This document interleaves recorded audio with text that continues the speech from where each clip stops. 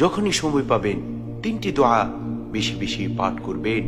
যদি কোনো বান্দা ঈমান ও ইখলাসের সাথে এই তিনটি দোয়া বেশি বেশি পাঠ করে আর মহান মালিক একবার কবুল করে নেন, তাহলে ওই বান্দা দুনিয়া এবং আখিরাতে সফলতা লাভ করবে।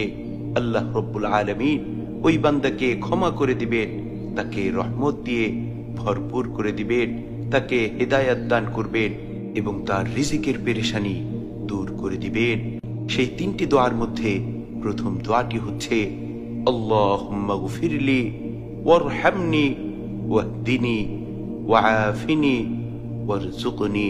দ্বিতীয় দোয়াটি হচ্ছে যখনই আপনি নামাজ শেষ করবেন সাথে সাথে এই দোয়া পাঠ করবেন।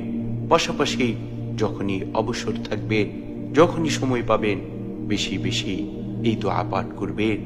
আল্লাহুম্মা আইন্নি আলা যিকরিকা ওয়া শুকরিকা ওয়া হুসনি ইবাদাতিক।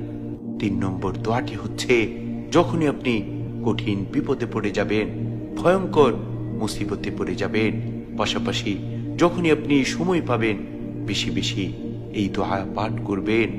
ইয়া হাইয়্যু ইয়া কাইয়্যুম বিরহমাতিকা আস্তাগীথ।